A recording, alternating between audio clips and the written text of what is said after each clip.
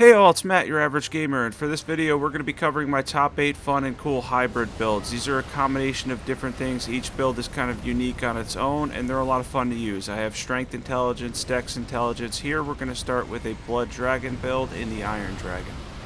Be sure to check out the description below for links to support the channel. There's even 3 extra months free on a yearly subscription to ExpressVPN, the VPN I use and trust. If you want to keep your browsing safer and more private, it's a fantastic option. And the concept for this build is quite simple. We're using repeating thrust on the Iron Greatsword, which by the way is really great with repeating thrust because it has great base damage and blood affinity, and we're combining in dragon incantations of course to make the best out of a blood dragon build. And this is technically a strength and arcane build. Instead of going for the typical seppuku and whatnot, I wanted to highlight the Iron Greatsword. Let's jump into equipment.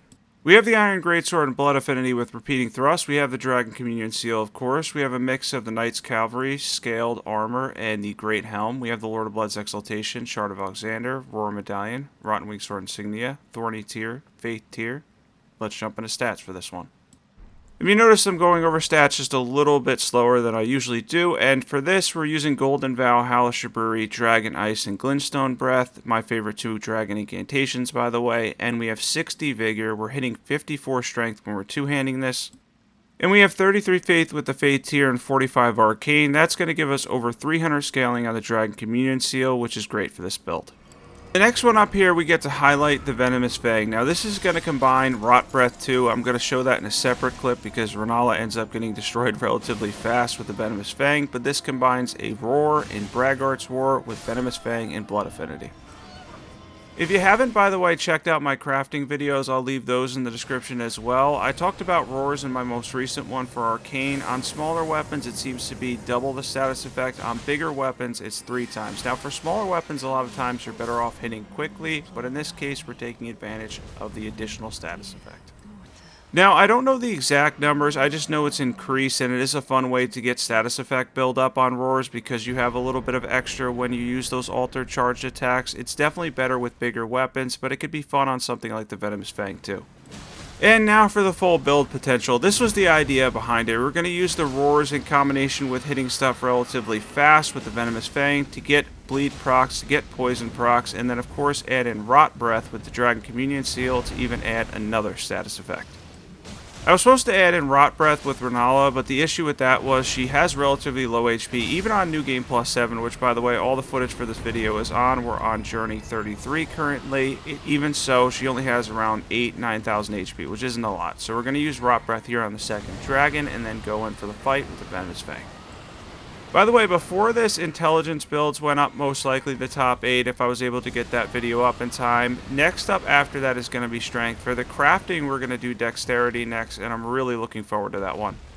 Alright, so we're able to rot the dragon. His health is going down very fast. We're going to use the Roar here for the altered charge attack, see if we can get in some poison procs, even bleed procs, whatever we need at this point to take down this second respawning dragon in Caelid.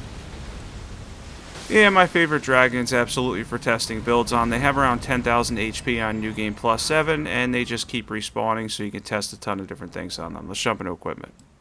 For equipment, we have the Venomous Fang in Blood Affinity, does blood and poison damage. We have the Dragon Communion Seal, White Mask. We are at an equipment load under 16, so we're getting damage from a Blue Dancer Charm, Roar Medallion. We have the Kindred of Rot's Exaltation, Lord of Blood's Exaltation. And then lastly, we have the Spike Crack Tier, Faith Tier. Let's jump into stats for this one. Yeah, the Blue Dancer Charm or the Axe Talisman works if you want to go for full armor, but I was using the Blue Dancer Charm because we had a relatively light equipment load, and it'll give you more physical damage to lower your equipment load. Now we're going to talk about stats for this build and setup. You can also use the Highland Axe for the passive for Roars. I believe it stacks with the Roar Medallion too. That will add to the equipment load though, and I don't think it'll put you over 16 though, so you should be good for the second threshold there. We have 60 Vigor, we have 45 Dexterity, 25 Faith, 45 Arcane, and we're using Golden Vow, Flame Grant Me Strength, and of course Rot Breath. I wanted to show this clip by the way real quick because the dogs in this game can be really frustrating for all of us, and sometimes they're just outright ridiculous.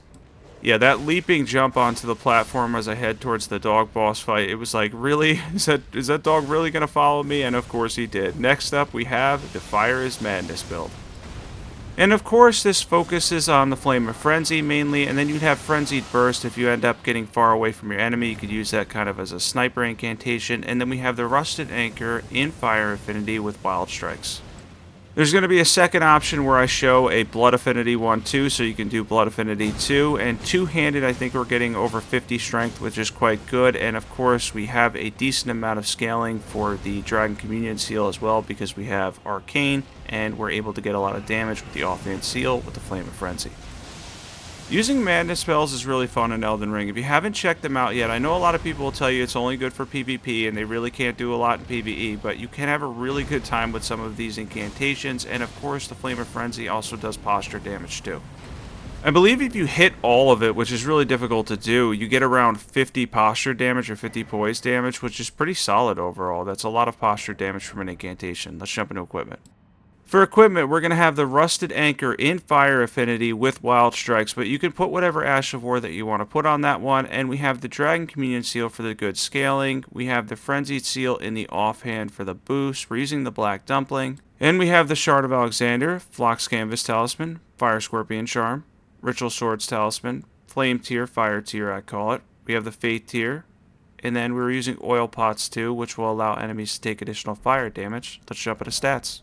Now, our stats on this one are 60 Vigor, 21 Mind, 35 Endurance. We have 54 Strength where we're two-handing this, 45 Arcane, 33 Faith with the Fate tier. And that will allow us to do Golden Vow, Hellish Shaburi, and then of course we're using the Flame of Frenzy. And then if you get distance away from any enemy, Frenzied Burst is one of the best sniper incantations in the game and has incredible range. And this is now the Blood option. You could put the Rusted Anchor in Blood Affinity, and this combines well with this too. We're going to start with the Flame of Frenzy, of course, because we're against a bigger target, and it's excellent for that. And then we're going to follow up with Wild Strikes and Blood Affinity and the Rusted Anchor. And you can see the posture damage there. The dragon ended up going down. We're able to get a bleed proc too with the Blood Rusted Anchor. Solid there for Wild Strikes. Let's jump into equipment. For equipment, we have the Rusted Anchor and Blood Affinity this time. We have the Dragon Communion Seal and the Frenzied Seal for the offhand boost, Black Dumpling, Shard of Alexander, Phlox Canvas Talisman, Fire Scorpion Charm, Lord of Blood's Exaltation, Flame Tier, Faith Tier. We had the Oil Pots again, but I didn't really use them here. Solid build all around. Yeah, Blood Affinity is a good option for that one for sure. Next up, we have the Dex Battlemage. So we have a Strength Battlemage and a Dexterity Battlemage for this build video. And the first one here is the Dex Battlemage, which focuses on the Moonveil. And of course, we're going to be using spells as well. Now, you don't have to invest a ton into Dexterity when you're running a build like this, because the beam on Moonveil will scale entirely with your Intelligence stat. It's the physical portion that'll scale with Dexterity. So we went for just a little bit of Dex at around 60 Intelligence, so we could use both spells and Moonveil. Now, as far as Moonveil goes in combination with spells, yeah, it's used a lot. Is it technically hybrid? I mean, you're doing magic damage for the most part, but you're also doing physical damage and a little bit of poise damage too when you're combining in Moonveil. We're using Glintstone Icecrag here, Night Comet, and Terra Magica. And the Glintstone Icecrag part is just to get a little bit of frost build up, maybe even a frost proc. Night Comet's going to be our main backup, of course. We're using Lucett's staff as kind of a do-it-all staff because it's going to give us around 314 scaling at 60 intelligence. Now keep in mind, most spells I think all spells are going to cost more FP when you use this staff, but it does have great scaling, and at 60 intelligence, there's not a lot of other staffs in the game that are going to be incredible in that aspect. 314 is pretty good, and Lucette's is well-rounded. If you want to pump up to 80, you'll get a ton of damage out of the staff. It's a staff that you really can't go wrong with. Let's jump into equipment here. We have Moonveil plus 10. We have a dagger with Golden Vow on it, the Ash of War for the buff, Lucette staff. You can check out the armor set there. Shard of Alexander, Ritual Swords Talisman, Magic Scorpion Charm, Godfrey Icon, Magic Tier, Faith Tier. Let's jump into stats for this one. And we did already mention this, but of course we didn't heavily invest in Dexterity. We have 25 Dexterity, 60 Intelligence, 60 Vigor, 24 Mind, 25 Endurance. And of course we're using Moonveil, Glintstone Icecrag for some frost damage and build up. We have Night Comet and Terra Magica to boost our magic damage. And next up here, we have the Blackblade Ninja build. The Blackblade Ninja build focuses on two things. For our main weapon, we're going to be using the Nagakiba with Electrify Armament, and then once you get a distance away from the enemy, we're going to be using the Black Knife. Once again, there's going to be two options here, by the way. The second option I'm going to show is going to be with the Bolt of Gransax and the Black Knife, combining the two. But for the ninja build, I wanted to start out with double slashed with Electrify Armament to give us a little bit of a samurai option, and then the Black Knife, of course. That way you have two options for this build. The Bolt of Gransax fits this build well because technically speaking we are a Dex and Faith build. A Dex Faith build can be pretty decent in Elden Ring. It does affect casting speed a little bit, not as much as it does with spells on incantations, but overall it can be a powerful hybrid build. And the whole concept here, after all, is to have fun. Have a good time with these, mix in different things, and hopefully you can start to create your own builds as I do these crafting videos that can help you build your own stuff too. For this one though, it's a lot of fun combining Dex and Faith. Yeah, Keen Nagakiba fits a lot of builds, and in this case it fits this build well too because Electrify Armament works well with it. Gives us a lot of AR, a lot of lightning damage, and then having that backup option in the Black Knife is good too. Let's jump into equipment here in a second and go over everything you need to know for this awesome build and setup. Yeah, the main concept here is the Keen Nagakiba and then the backup option, the Black Knife, if you get far away or towards the end of fights. We have the Keen Nagakiba, we're using Electrify Armament. We have the Gravelstone Seal and the Black Knife. You can check out the armor set right here. We have a pretty cool armor set on. We have the Iron Casa on, of course, Shard of Alexander, Ritual Swords Talisman, Ritual Shield Talisman for some defense, Millicent's Prosthesis. We have the Holy Tier, Faith Tier. We're using Market Shackle, by the way, to stun him. This is a cool hybrid build too because we were able to hit 50 Dexterity with Millicent's Prosthesis, 50 Faith with the Faith Tier, so we have a decent amount of Faith, decent amount of Dexterity for the Keen Nagakiba. We have 60 Vigor too. And to buff this, I was using Golden Vow, Hellish Shibari, and then we're using Electrify Armament on the Keen Nagakiba, which is giving us somewhere between, I think, 600 and 700 AR. Not too bad there. And this is going to be the second option we can do with the same stats, focusing on the Bolt of Gransax. And this allows you to have the Bolt of Gransax for a ton of range, and then, again, as a backup option, you could do percentage damage and holy damage. Maybe holy will be better in DLC. Hopefully it is better in DLC. We'll find out soon. In June, I cannot wait for DLC, by the way. Super pumped for DLC. And they're saying it's going to be FromSoftware's biggest DLC, and given that they kind of one-up themselves with DLC for the most part, the Ring City is still one of my favorite DLCs ever for Dark Souls 3. I think it's going to be absolutely incredible. The DLC for Elden Ring will be phenomenal. Speaking of which, if you followed me to this point in time, comment below what you're excited most for in DLC. I still want to hear more about that. What are you looking forward to the most? Now, for equipment in this one, we have the Bolt of Gransax, mostly the same setup, Shard of Alexander, Ritual Swords, Talisman, etc. Next up here, we have the Strength Battlemage. Now, for the Strength Battlemage, I ended up trying the Zweihander, and then we did that in Cold Affinity, which gets a C in Intelligence and a C in Strength and Dexterity, and then we have the Colossal Weapon, so the Roar that we're using is going to increase with the status effects. 1 or 2 hits we'll be able to proc Frost. It's a really cool option because you can kind of be sort of like a Strength build where you're going to hit stuff very hard, hitting for 2,000-3,000 damage and getting in Frost procs, and then you could back up and use some spells. In this case, we end up using Comet and Stars of Ruin. Yeah, the AR we're getting, I think, is around 600-700 or so. Not too bad, maybe close to 700, which really isn't bad for it being kind of the backup weapon here, and then you can go back into spells. Once again, using Lucett's staff for that good scaling, because I believe we ended up with around 60 intelligence again here, just like the Dex and intelligence build. A really cool build to try out too. You can get a lot of posture damage also. I'm on New Game Plus 7, so keep in mind everything has about 30% more posture, so it's a little bit harder to break some of these bosses, but typically speaking, 2 or 3 with the roars and the charge attacks, you can get in poise breaks too. On a random side note, people still ask me why I don't level up, because past 150 it becomes less a build and more of you could do pretty much anything, and of course 150 also gives me a really good challenge on New Game Plus 7 too. I recommend it for people that are looking for a challenge, and respecking isn't too bad. I've still been able to do a ton of different builds and have a lot of fun. Don't get me wrong, I grab all 18 Larval Tears, or at least 17 minus that crazy Rune Bear every playthrough though. For this we have the Zweihander and Cold Affinity. Our backup is Glintstone Chris if you want to use that. We have Golden Vow, Ash of War, Lucette's Staff. You can check out the armor set there. And we have the Roar Medallion. We have the Ritual Swords Talisman. We have the Magic Scorpion Charm. We have the Arsenal Charm +1 or Great Jar's Arsenal for the weight. Magic tier. Dexterity tier. Let's jump into stats.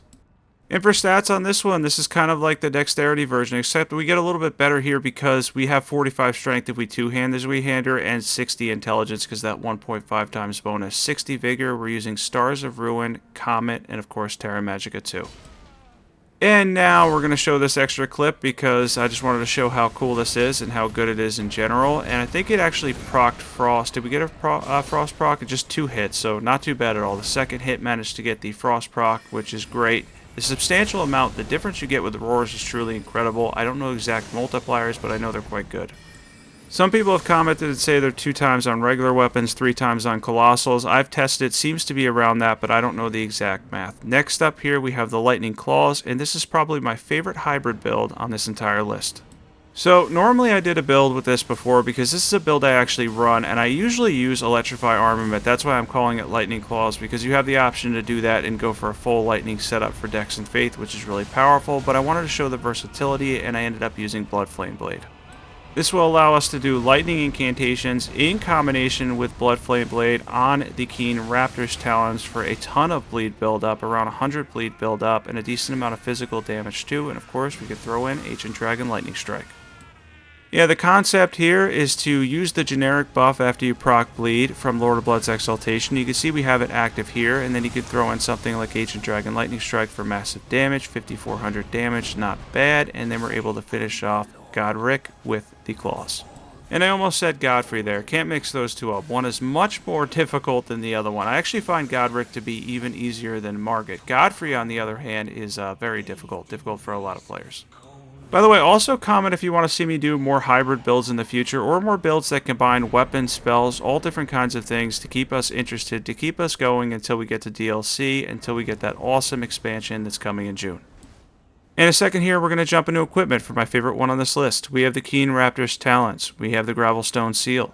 We're using the Malformed Dragon set. Not the best looking set, but cool here. Lord of Blood's Exaltation. Godfrey Icon. We have the Ritual Shield Talisman. We have Millicent's Prosthesis. Then we have the Lightning tier. And then the Faith tier. Because we have 50 Dexterity and 50 Faith. Let's jump into stats. We already mentioned we have 50 Dexterity and 50 Faith. For a Dex Faith build, we have 60 Vigor, 25 Mind, 25 Endurance. And we're using Golden Vow, Howl of Shabriri. We have Blood Flame Blade to add some bleed build up and get the generic buff from Lord of Blood's Exaltation. And then Ancient Dragon Lightning Strike and Lightning Spear as well. And now, for the final build on this list, we have the meta build. I did a variation for this a while back, but it's a ton of fun to use, and I do want to talk about a few things with this build that you could do to make it really good, and it is manageable at 150 using the Darkmoon Greatsword and the Blasphemous Blade. Now, you will notice differences in my equipment because I ended up using a random seal for buffs, but if you were to use the Golden Order seal here, even with 40 Intelligence and 40 Faith, you'd get around 317 scaling, which is quite good. Now, for the Blasphemous Blade, it caps on the Ash of War, which scales entirely with your Fate stat between 50 and 60. You don't get that many points past 60. Now, for the Darkmoon Greatsword, it goes up higher, but you still get decent damage out of the Ash of War with 40 Intelligence, too. Which means you can combine the two together. Now, you can power stance these, do jump attacks, do your regular hits and whatnot, and you will get Frost build up and some fire damage, but it's not the quickest way to proc and on-proc Frost. The bigger deal here is being able to use both Ashes of War for a substantial amount of damage. Now, I didn't mix in incantations, but as mentioned before, if you use the Golden Order Seal, you'll get around 317 scaling, and you could do all the incantations you like, and you can even switch to an offhand skill for whatever boost you want, whatever kind of incantation boost you want, and use it that way too.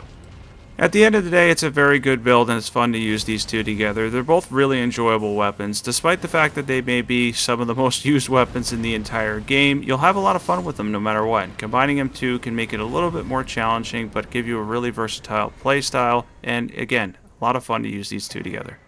Several people asked for an updated version using these two. You could also use the Blasphemous Blade with Death's Poker for a lot of destruction too. That's another good combination. Let's jump into equipment.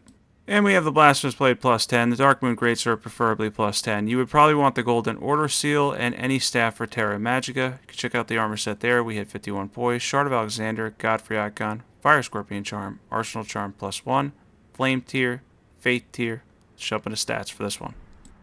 And for stats, we have 60 Vigor, 21 Mind, 30 Endurance, 22 Strength, 15 Dexterity, 40 Intelligence, and 40 Faith. Don't worry about the 11 Arcane, that's for my starting class.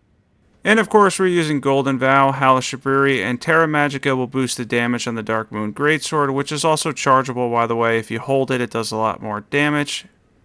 Definitely one worth trying if you mix in the Golden Order Seal. You could probably use the Prince of Death Staff too for decent scaling. I'm not sure how high it would scale, but it should be pretty good. Thanks for watching this one. Be sure to sub if you're not subbed yet.